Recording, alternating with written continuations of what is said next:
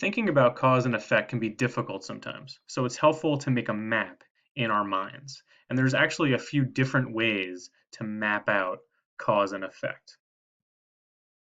One way looks like this. We have a cause, and it creates an effect. And in this case, it's just one cause and one effect. We have a different cause and a different effect, a different cause and a different effect. So let's read this paragraph and see how that works into this map. And if you take a look, you'll see the bold, underlined red words. You can't miss them.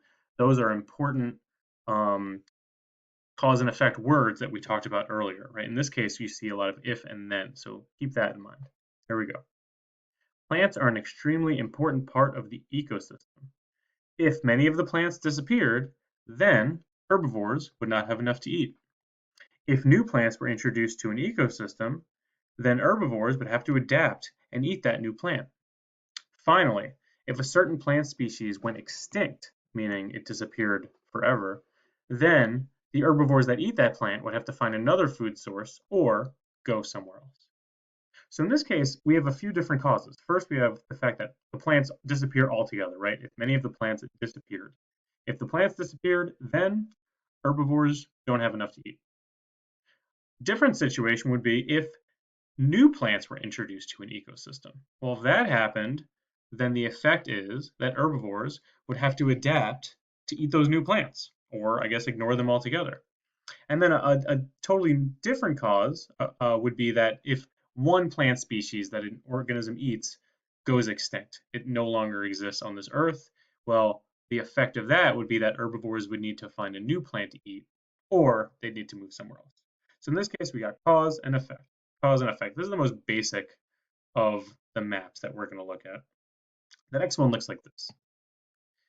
In this case, we have a chain reaction of effects. We have an original cause, which in this case is going to be a volcanic eruption, which causes something to happen, and that effect causes something else to happen, which causes something else to happen, which causes something else to happen, which causes something else to happen, which causes something else to happen. So we have all these effects that kind of happen because of each other. So in this case, almost the effect becomes the cause. So let's look at how this one works. Plants are an extremely important part of the ecosystem. Imagine for a second that the sun was blocked by the ash of an enormous volcanic eruption. Because of the eruption, again, notice it's bolded in red. Because of the eruption, many of the plants died. If the plants die, then many herbivores that eat the plants will die. Because there's less herbivores, there's not enough food for the carnivores. And finally, since the carnivores have less food, many of them will die or move away. So in this case, we have our original cause, which is this volcanic eruption. And the effect of that eruption is that the sun is blocked by ash and dust. As a result of that, plants die. Because the plants died, the herbivores don't have enough to eat. So you see how one thing leads to the next, which leads to the next, which leads to the next. Which is why we have to be really careful with our ecosystems. You do one thing over here, and who knows what's going to happen by the time you get to the seventh effect. That's a chain reaction. We've got separate causes and effects. We've got a chain reaction. And finally, we have this map where we can have one cause that actually results in many different effects. So we have a cause in the middle, and it kind of leads to all these different things. So in this case, I made up a story about Wally. Wally had a science test coming up, but he didn't study. As a result, he failed the test. When his mom found out, she grounded him for a month. Since he failed the test, he went through the rest of his life thinking he was stupid. He never got married, and he worked a dead-end job for the rest of his life. Oh, poor Wally. So, that was a little harsh. But anyway, Wally didn't study, right? And so what were the effects of that decision? Well, he got grounded, he never got married, he failed his test, he thought he was stupid, he worked a dead-end job for the rest of his life.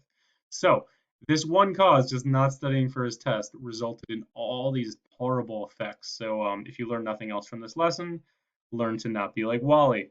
All right? So, one cause to one effect,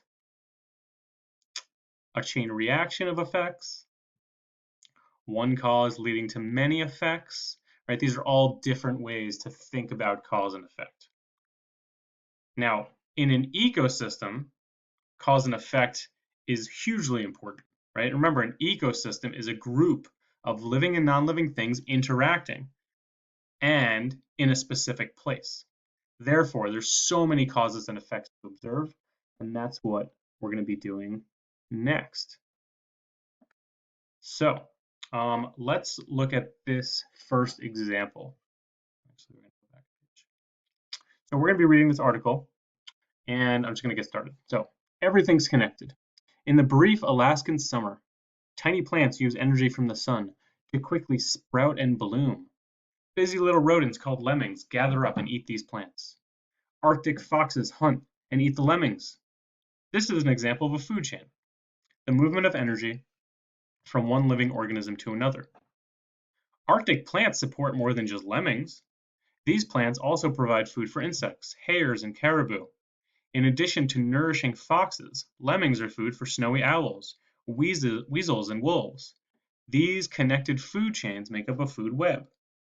If lemmings disappear, what happens to the foxes, wolves, plants, hares, and other organisms in the food web? If a food chain breaks, the effect can reach far and wide. Okay, so we've got this lemming, and you can see how many organisms get their energy from the lemming. What would happen if this lemming disappeared? Right, there'd be problems in this food chain, and so everything's connected. So I'm going to read this one out loud to you. Then, when you come back to the meat in a minute, we're going to complete this cause and effect chart together. So listen carefully so that you can participate in the meet. Here we go. Natural cycles. Lemmings in the Alaskan tundra make up a population. All the members of a species living in one place. So a population is all the lemmings in one place, right? Populations rise and fall naturally. For example, during an especially warm Alaskan summer, more plants grow. With this extra food, the lemmings have more offspring, right? More babies. More food, they have more energy, more babies. Now, Arctic foxes, which prey on the lemmings, are also able to have more young and their population rises, right? So there's more of this plant, so there's more lemmings, and because there's more lemmings, there's going to be more foxes. So both their populations are going up. Before long, with too many predators and not enough food to go around, the lemming population crashes. Then many foxes starve or move to another location to find food.